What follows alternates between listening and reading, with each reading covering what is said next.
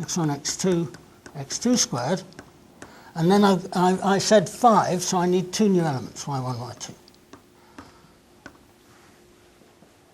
Yeah? So pi is 1 minus 2t plus 3t squared plus 3t cubed minus 2t to the fourth plus t to the fifth, divided by 1 minus t all to the fourth. Yeah?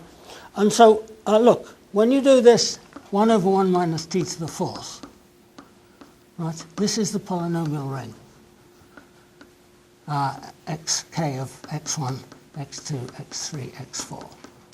The Hilbert series of the polynomial ring in 4 variables. So he looks like 1 plus 4t plus 5 choose 2 is 10t squared plus whatever it is. Yeah? And so I want to multiply this through this by something to give a series that starts 1 plus 2t plus 5. Right? So if you think about this and you multiply by 1 minus 2t plus 3t squared, you'll get 1 plus 2t plus 5t squared. Right? So this,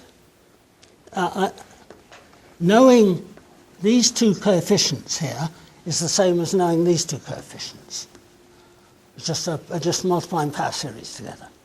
Just a little term-by-term evaluation of power series. Yeah?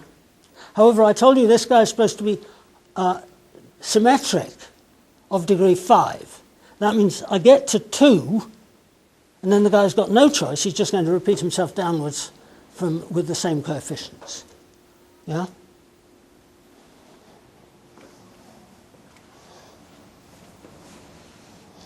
So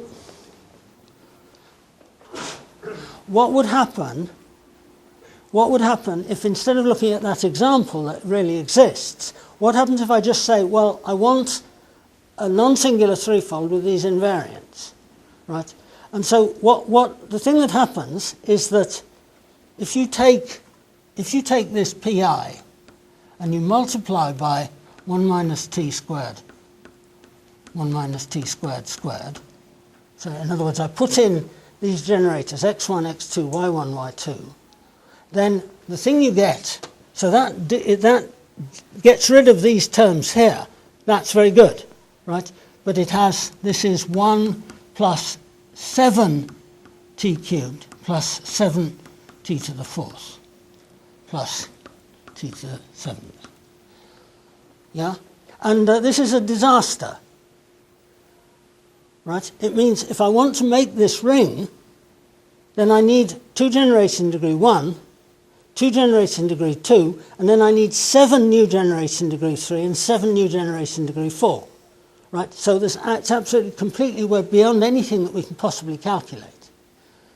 Right? And so this was a bad idea. This was just asking for these plurigenera, these initial plurigenera and no singularities is just impossible. It leads to a calculation that we'll never be able to do. Right? So instead, what happens if I allow 7 times a half? Right? So the q-orb for this guy is, q-orb for this, I happen to know it, is minus t cubed over 1 minus t cubed, 1 minus t squared. Okay? And so just look at the formula I said over there. It's supposed to be the unique Laurent polynomial with support in, so this c over 2 is 2, right, plus 1. Right? And then he's going to go up to c over 2 plus r minus 1, right? And so this is the range 3 to 3. Right, so I've got to write down some polynomial there.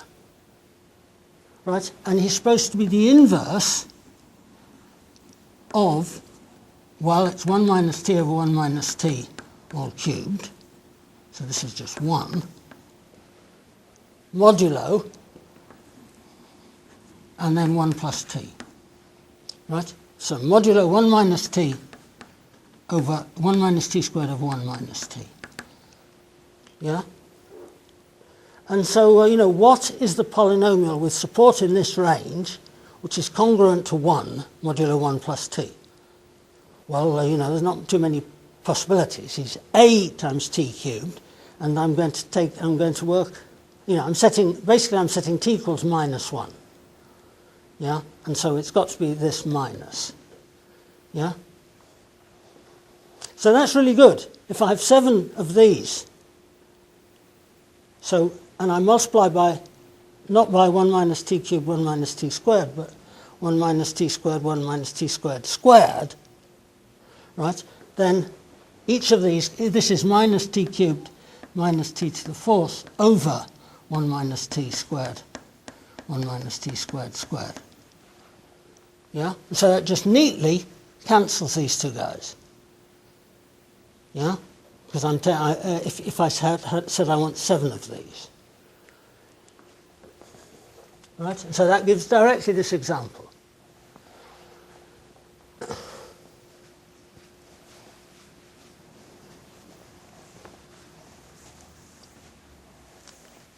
So now we can just open up the computer and ask him to compute 100 examples. So the next example is x10 in, so it's sort of basically very similar, 1, 1, 2, 2, 3. Right? And so this has now 5 times a half of 1, 1, 1. This is still, so 1, 2, 3, 4, 5. This is still a 4-fold, so this is codimension 1, so this is a 3-fold. Right? And 3 plus 2 is 5, 7, 8, 9, so it's still kx is plus 1. Right? So he's sort of basically on an equal par with this. Right? But this one, however, this one has 1/3 of 1, 2, 2 at this point. Right? So how am I calculating this? I'm saying, usual thing, x1, x2, y1, y2, z. Right? At this point, I'm seeing the equation is z cubed times x1 equals something. Right? And now I'm going to set z equals 1. Right? And so this says x1 is a function of the other variables. Yeah? And so so the thing I'm seeing is 1/3. This third happens because I've got to take the cube root of z, and the 1, 2, 2 happen because I'm left with x2, y1, y2.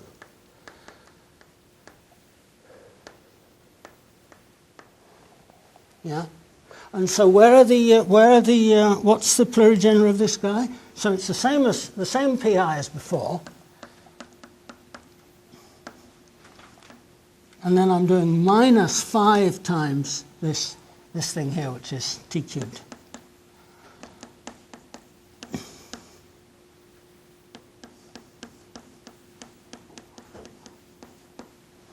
Right? And then I've got one singularity like this. Right? So how are we going to calculate that? How indeed?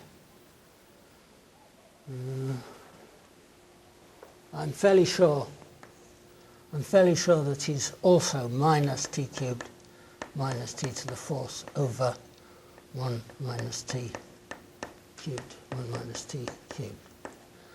Anyway, it's an exercise to finish this calculation. Right? So the exercise is just, you have to write down 1 minus t squared divided by 1 minus t, and then you have to calculate the inverse of this. So the thing I'm saying here about this top, first is a Laurent power series contained in the interval 3 to 4. I think they'll grant me that. Yeah, and then he's supposed to be the inverse mod of 1 minus t squared over 1 minus t. So this product of this, 2 copies of this, so it's 1 plus t all squared. Yeah, so I have to calculate the inverse of this modulo 1 plus t squared. Right? So 1 plus t squared, this is the cyclotomic polynomial of degree 3. So it's basically the same as plugging t equals cube root of 3 in there. So if this is 1 plus cube root of 3 squared, you're going to get minus the, you're going to get that anyway. Yeah?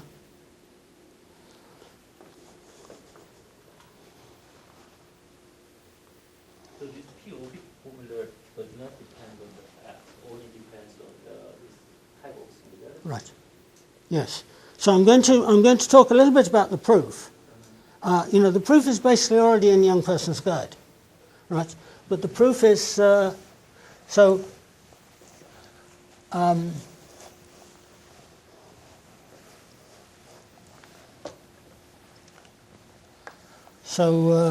much?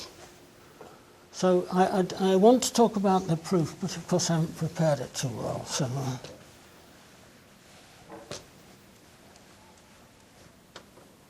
So so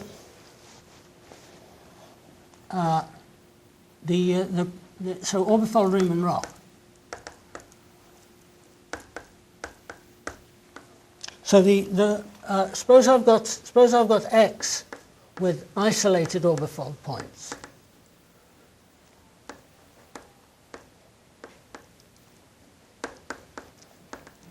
Right.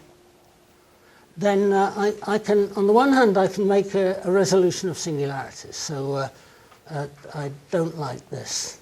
I don't like having to choose notation, right? And so I've got, if I've got one, this is supposed to be a quotient singularity. This is supposed to be a resolution, right? And so here I have this like this, and so there are the sheaves I want down here. So the sheaf is OX of IA. So I'm assuming here that RA is Cartier and that A is a local, is a generator of the local class group.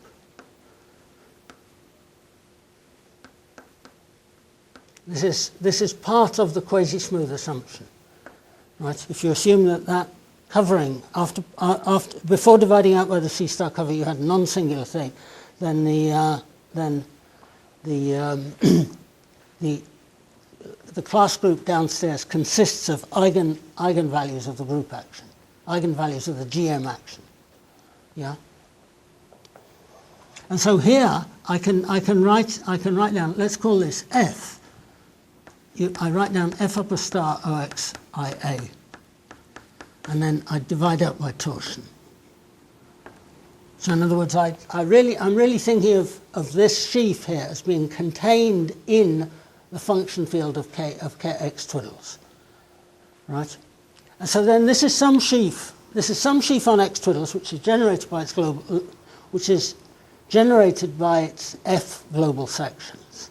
So anyway.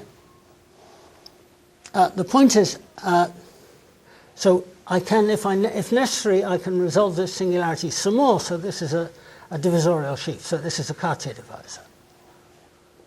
Yes?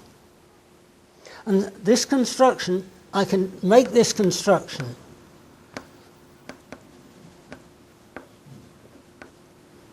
depending only on the local analytic type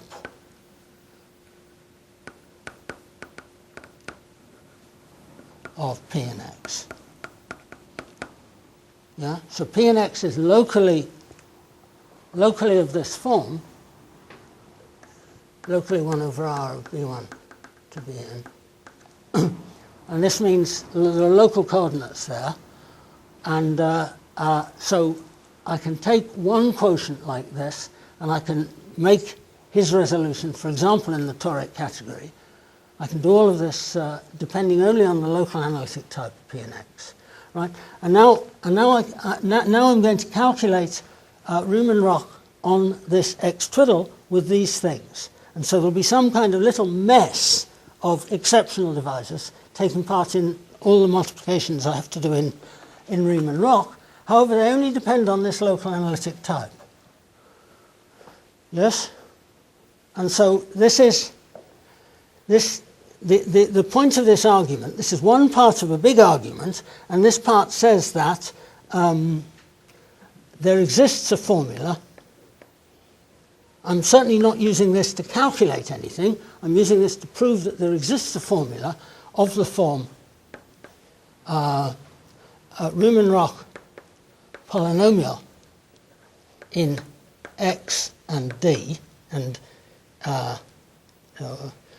m times a plus fractional contributions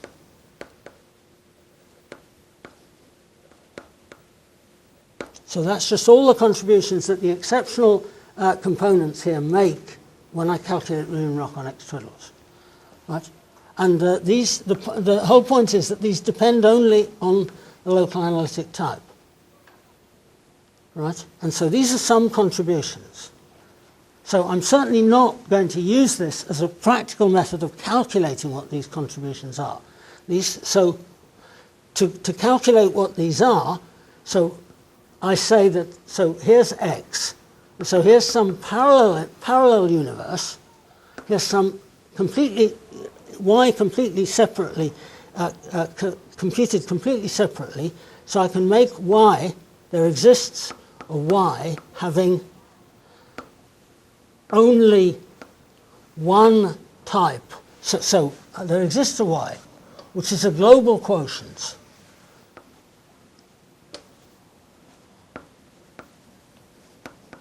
So it's maybe W divided out by some group mu R, a group of order R,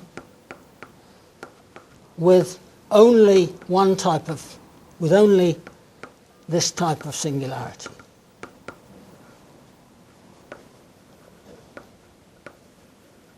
Right? And so here the x was an orbifold. So the x was locally like this. So for example, if it was this guy, I'm looking at this variety, I'm saying, hey, here I've got a single point at which the variety is locally isomorphic to this. Right? But there's certainly no global covering here, which is unramified. So this is locally an orbifold, but it's certainly not globally a quotient. Right? So I say I'm going to move from this x, I'm going to go to some parallel universe where there is some y here. Maybe he's complete intersection in a toric variety with very simple things, right? So the y is, so now there's a w here, and there's a group action z mod r acting here with this y as quotient, right? And from now on, I'm going to work here with the, with the decomposition of w into zr eigenspaces.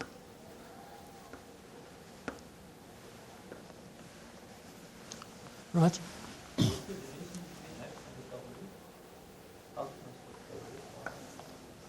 X has some type of singularities.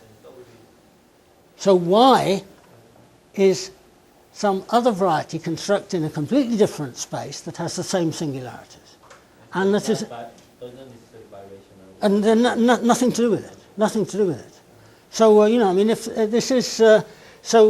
take weighted projective space 1, 1, 1, 1, 1, 1, and then B1 up to Bn or something like this. Maybe RRR. Right? And then take inside here, I take a suitable complete intersection. Large complete intersection. So as to cut out all but one of these and leave in all of these. I mean, this is I think you probably know, in connection with Godot surfaces and so on, Jean-Pierre Serre in the 1950s wrote a proof that every finite group is the fundamental group of an algebraic surface. Right? And the argument is just the same. Right? Take a big projective space where the group acts and then cut it down until it's a surface. Right? This is a very coarse argument.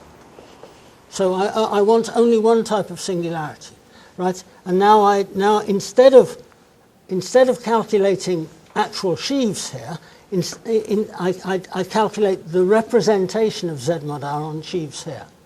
Right, and so there's Lefschetz fixed point theorem.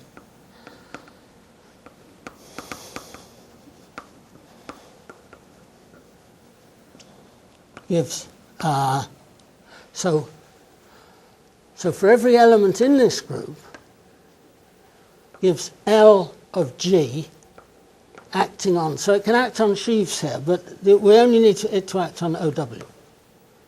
Right, and so if I take this map and call him pi, there's pi lower star of OW. Right, he breaks up as a direct sum of eigensheaves. Right, and the thing we need to calculate is isomorphic to one of these eigensheaves. Right, so the thing we need to know is what is the effect of these cyclic quotient singularities on the Riemann-Roch value for y. Right? And so we're not getting this directly. What we're getting is the Lefschetz number for, this is a character, this is a character as in characters of finite groups, of cyclic groups. Right? So the Lefschetz fixed point theorem says, so first of all, this LG OW. So finite group G acting on a manifold W, and so it's acting on the OW, and so that I can write down G upper star acting on each of the cohomology groups of OW, and I can take the trace of this. Right? So this is just definition, Lefschetz number. Right? And the fixed point theorem, so when I look at this group actions, G and Z mod R, if G is not the identity, then I only have isolated fixed points. Right? And they're all the same. Maybe I have 100 fixed points, but they're all exactly the same eigenspace. Right? And so this number here is sum over the fixed points, right? Sum over the fixed points of, so it's G upper star acting on the fiber OW at the point P, right, divided out by determinant of 1 minus G upper star acting on the tangent space x W at P. Yeah? And so, you know, the way to read this formula is this is ch times 2. Right? So this is a certain sheaf on W, and so he has a Chern character, right? And you know, it's only a vector space standing up at one point, and so there's basically nothing much you're going to do here. This is the action of a group, so he's acting on by multiplying the fiber at the origin by some root of unity, right? And then the Todd class. So what I'm supposed to take is the tangent bundle, the normal bundle to that point. So because he's an isolated point, the normal bundle is the whole tangent space. And then I'm supposed to calculate some character of the group action. So 1 minus G upper star is guaranteed to be fixed point free, right? Because it's an isolated point, so 1 does not occur as a... So this determinant's non-zero, right?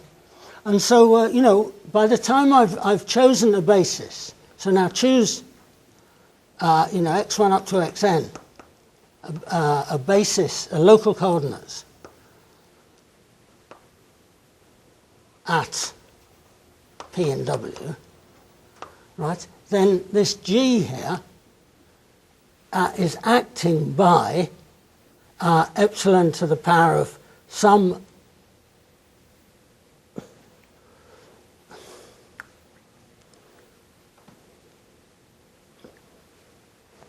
So the generator here, 1 in there, the generator is acting by 1 over r of b1 up to bn. Right? And so if G is, for example, C times the generator, if G is C times 1 in there, then this is acting by C times B1, epsilon C times BI. Yeah? And so the thing that I'm writing down here is epsilon to the power of C divided by product of 1 minus epsilon to the power of CBI.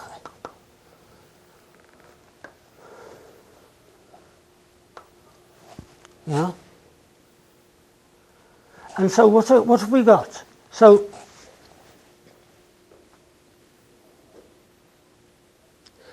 the thing I really want is chi of these Li. Yeah?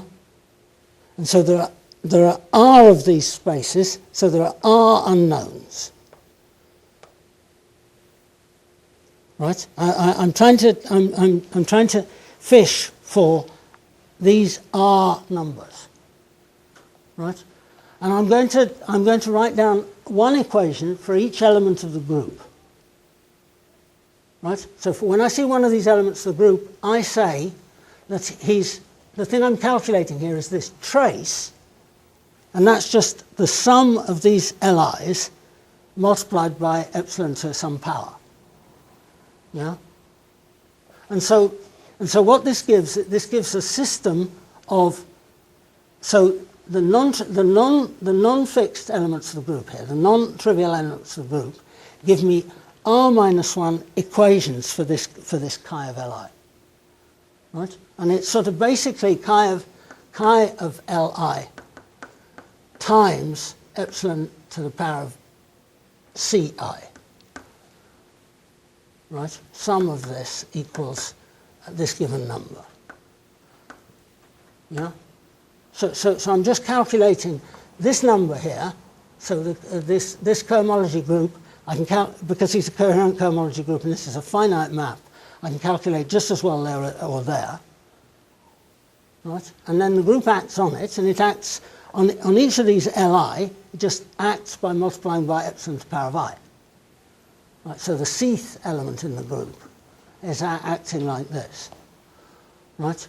And then when I write down sum of the chi of Li now, so now I have to invent a new equation for the trivial element in the group, right? And I'm just going to write sum of this as chi of OW,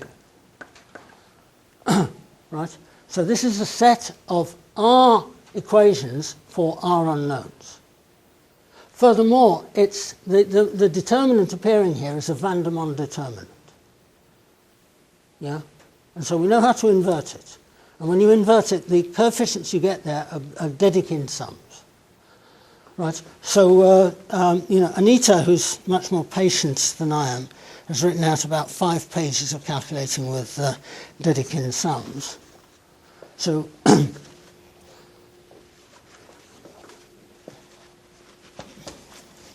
these Dedekind sums are the same things as calculating inverse mods.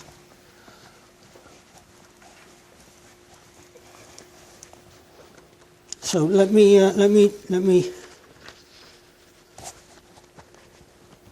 In some ways, it'd be better to refer you to the paper, except the paper's not really available.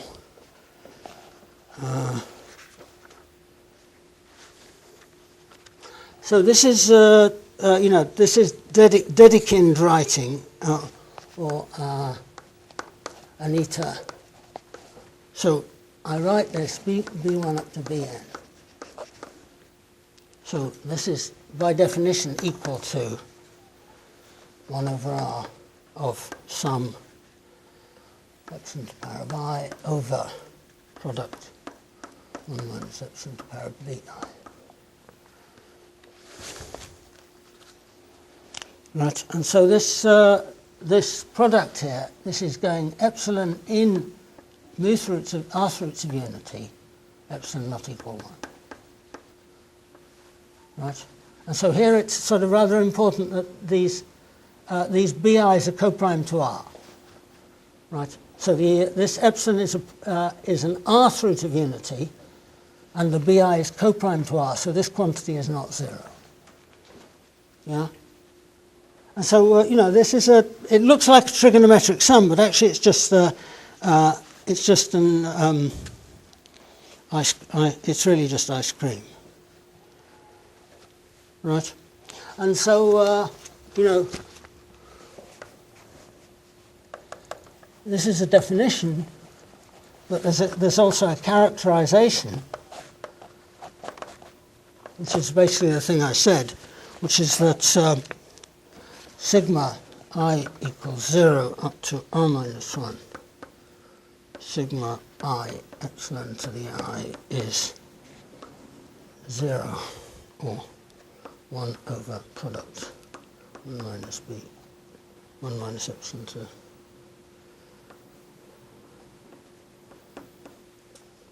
right.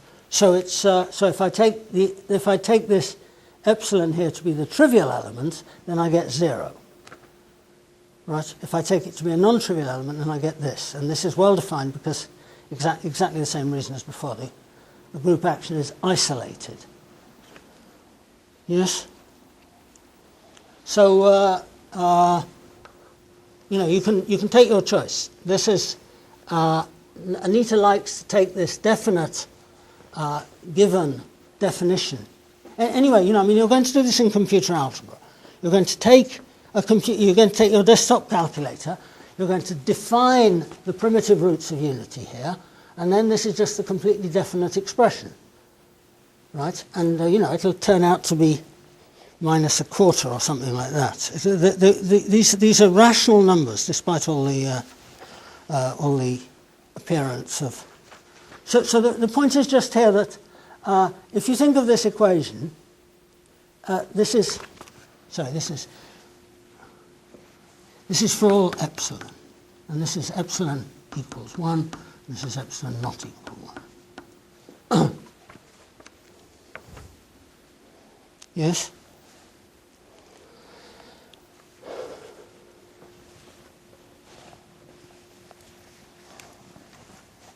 So anyway, then we have a little proposition that says this, calculating these things. I want to do another example. So calculating these things is equivalent to inverse mod of this 1 minus t to the.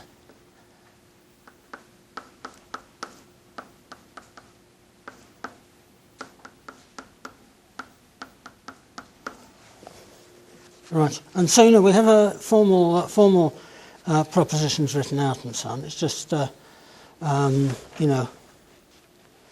can't possibly read it without my glasses on, and I can't think with my glasses on.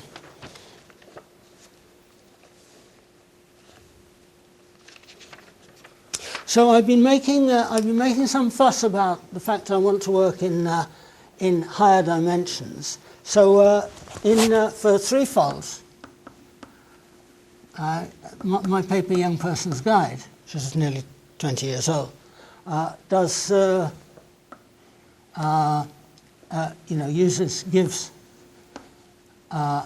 plurigenera, a plurigenous formula in terms of Dedekind sums.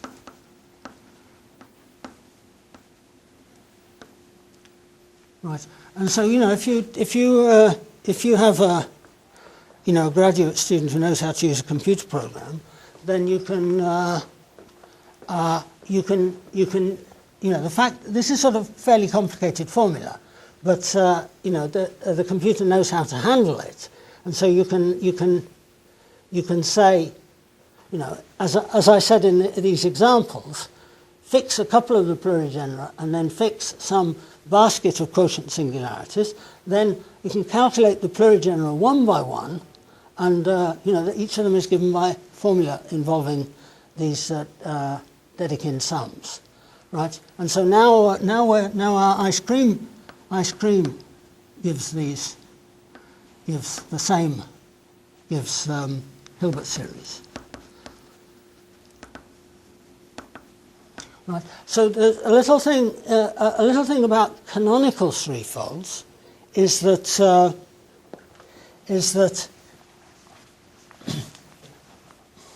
so canonical threefolds here. So canonical threefolds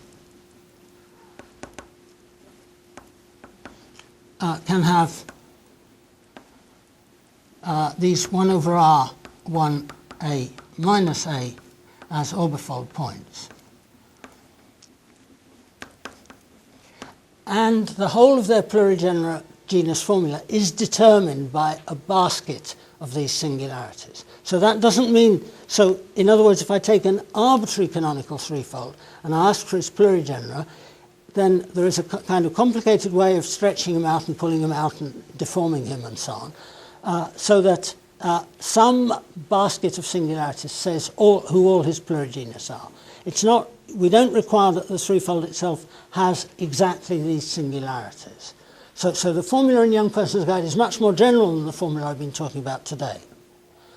Right. So I want to finish with going back to this ice cream thing, which you've heard me talking about. So,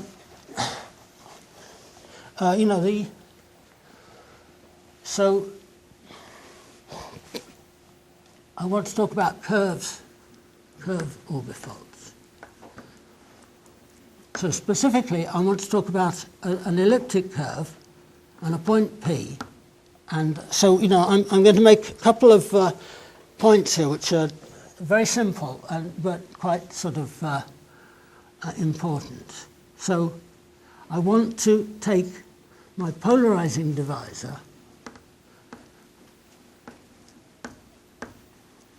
I'm going to take my polarizing divisor A to be 3/7 of P. Right? So this 3/7 is the Wednesday, Friday and Sunday when you get ice cream. Yeah? And so, what does this mean? It means here's my E, and there's some point P chosen on it. Elliptic curve is a curve of genus 1 with a marked point. And at this point, I have the cube root of ZP. Right? I only have it in the neighborhood of a point. I don't have it anywhere else. Outside the point, it doesn't make sense. Right?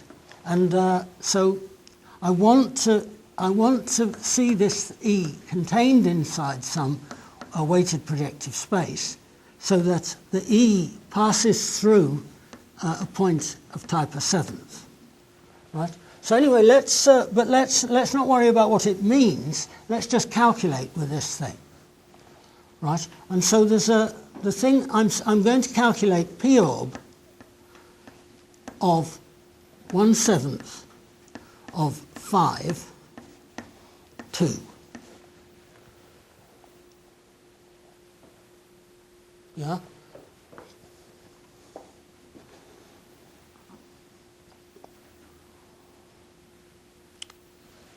So this is the thing which is t cubed plus t to the 5th plus t to the 7th divided by 1 minus t to the 7th.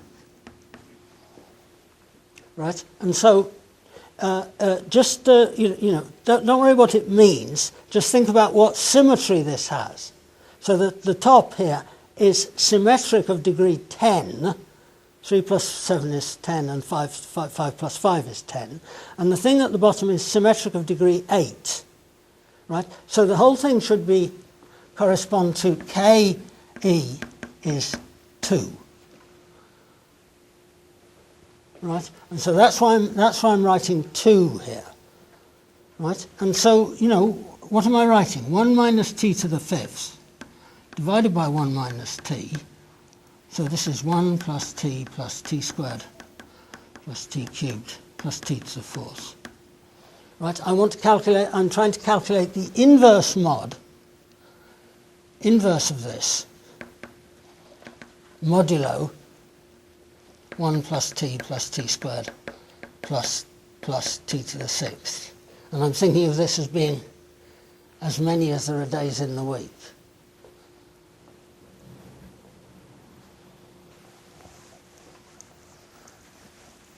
Right? And so this thing here, if I do t cubed plus t to the fifth plus t to the seventh.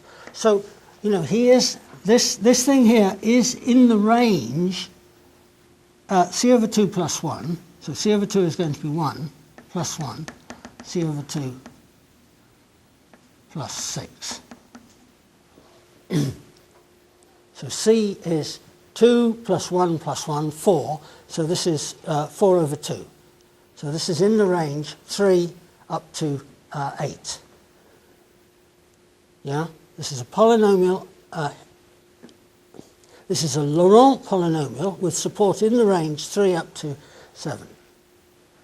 Right? And so what happens if I multiply him by 1 plus t cubed? So let's do times 1 plus t squared plus t cubed plus t to the fourth. Right? And so, you know, there are 5 terms here, and there are 3 terms here. When I multiply them together, I'm going to get 15 terms. Yeah? And these 15 terms are going to be spread more or less equitably, more or less equally among the 7 days of the week. Right? Except that 3 times 4 is 7, and 5 times 2 is 7, and 7 times 1 is 7. So we're going to get, so this is congruent to t to the 7th mod. So you know, let's do the calculation if you prefer. Right, this is t cubed plus t to the fourth plus t to the fifth plus t to the sixth plus t to the seventh. Right, and then it's t to the fifth plus t to the sixth plus t to the seventh, t to the ninth, and then it's t to the seventh plus t to the eighth plus t to the ninth.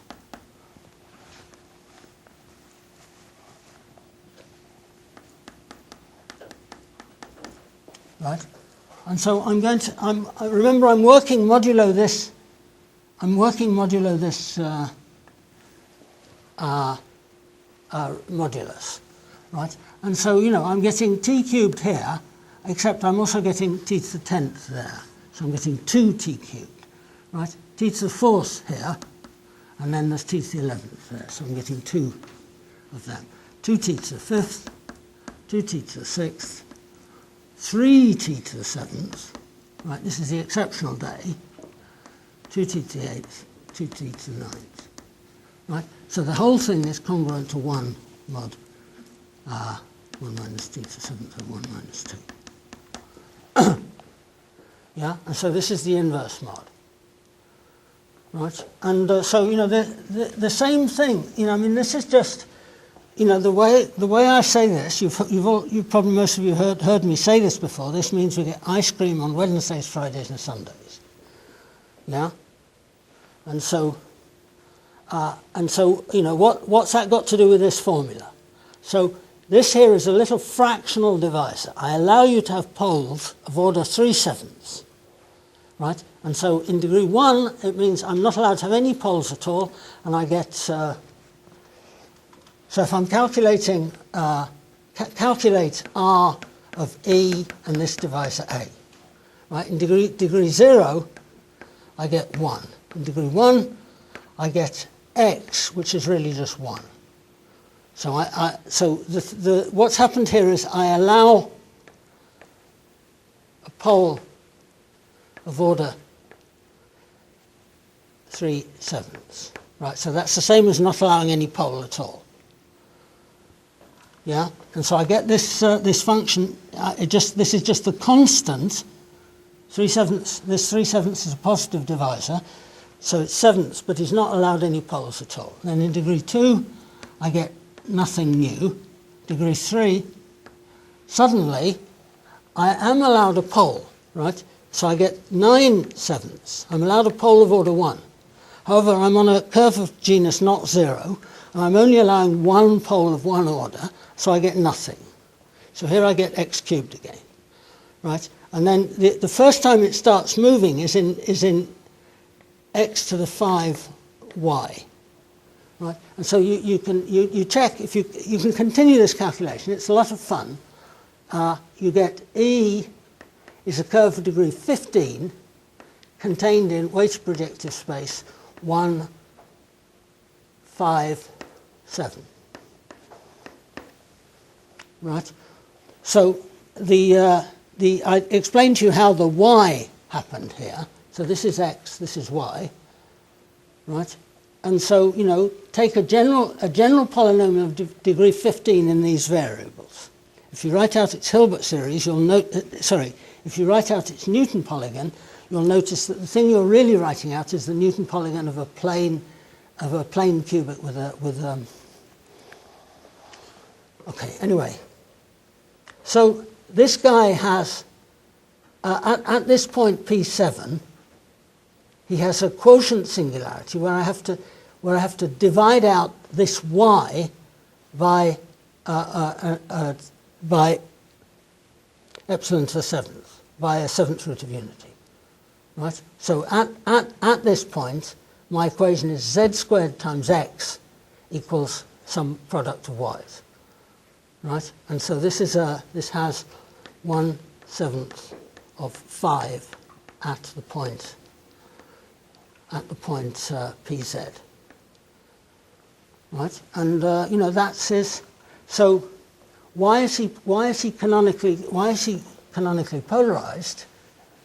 So how do I calculate the canonical class of this? So there's an orbifold canonical class, and it's always m-1 over r-1 over r times p. So this is 6p over 2, 6/7 of p, and this is 2a. Right? So the canonical class is 2. That's the thing I was using all along. Okay. So the last point I want to make is, I told you this p orb depends on the type of singularities, right? And it also depends on the kx, right? So in this case, I've got 1/7 of 5 and 2.